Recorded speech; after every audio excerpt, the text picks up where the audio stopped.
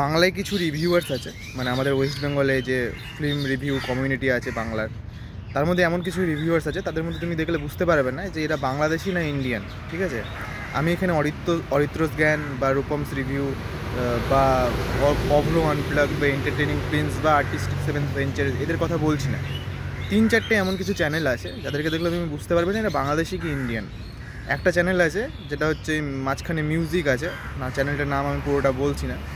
তাদের তুমি চ্যানেলটা খুলে একবার দেখো, লাস্ট 2 দিনে 26টা ভিডিও তারা বানিয়েছে। ঠিক আছে, তার মধ্যে থেকে 26টা ভিডিওই তারা শাকিব খানকে নিয়ে বানিয়েছে।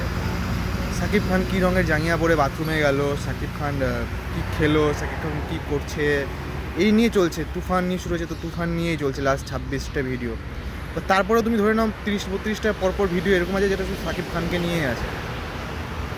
আমার প্রবলেম এটাতে না যে তুমি শাকিব খানকে নিয়ে এত সিনেমা এত ভিডিও বানাচ্ছ কেন, ডেফিনেটলি ভিউজ আছে তাই বানাচ্ছে।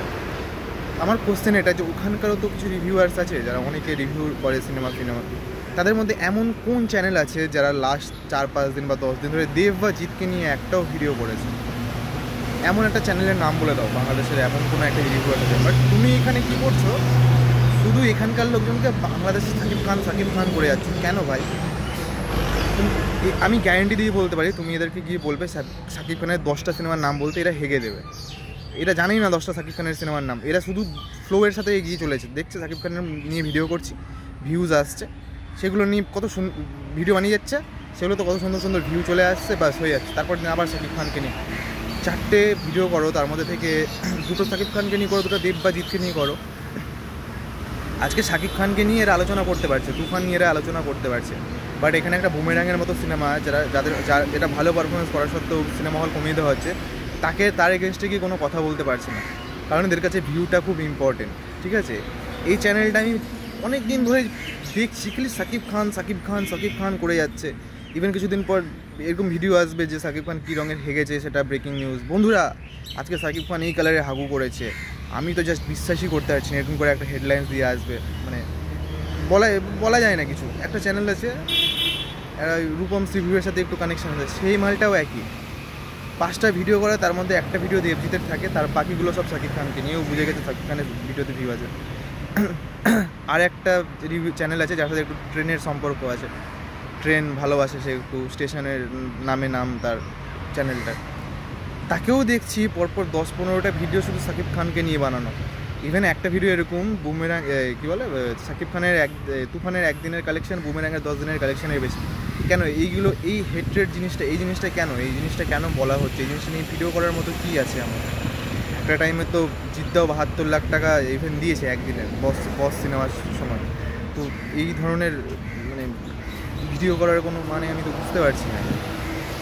একটা দেশ যে সবসময় আমাদের পদে লাগতে ব্যস্ত, ইন্ডিয়া জিতুক, ক্রিকেটে হারুক, সবসময় পদে লাগতে ব্যস্ত। ইন্ডিয়া 1971-এ হয়তো যে বছর ওই বাংলাদেশ স্বাধীন হয়, সেই বছর এখান থেকে লোকজন সেখানে লড়তে গিয়ে তাদের জীবন হারায়, সেই সব কথা তারা ভুলে গেছে।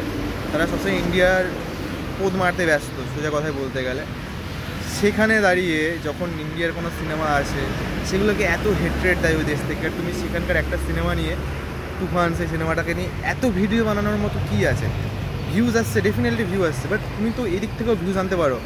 বুমেরাঙের মতো যখন একটা সিনেমা হচ্ছে, সেই সিনেমাটা প্রমোশন দূরে দূরে তারা পৌঁছাতে পারছে না। তোমাদেরও একটা দায়িত্ব, তোমরা একটা বড় চ্যানেল, একটু ভালো টাকা পয়সা তোমাদের হয়তো চ্যানেল থেকে আসে, তোমাদের দায়িত্ব গ্রাম বাংলায় গিয়ে লোকজনকে জানানো। একটু তোমরা যখন এত খরচা করছো, তাহলে একটু এটাও প্রমোশন করে দাও, ভালোবাসার ক্ষেত্রে করে দাও, তো তাহলে দেখবে তোমারও ভিউ আসবে। তো বাট আমি বুঝতে পারি না এই জিনিসটা কেন, এই জিনিসটা কেন মানে পাগলের মতো একটা জিনিস। সবসময় খালি শাকিব খানকে নিয়ে পাগল মেতে আছে, মানে যাচ্ছে তাই। সব রিভিউর কমিউনিটি রাজকুমার সিনেমা রিভিউ করেছে, বলেছে দুর্দান্ত হয়ে যায়। আমিও সিনেমাটা দেখেছি, কিন্তু আমি বুঝতে পারলাম যে এখানে দুর্দান্ত হওয়ার মতো কিছু একটা সিনেমার মধ্যে না আছে স্ক্রিন প্লে, না আছে প্লট, বাট ডেফিনেটলি সিনেমাটাকে ভালো বলা হচ্ছে। তোমাদেরকে দেখে লোকজন সিনেমা দেখতে যায়।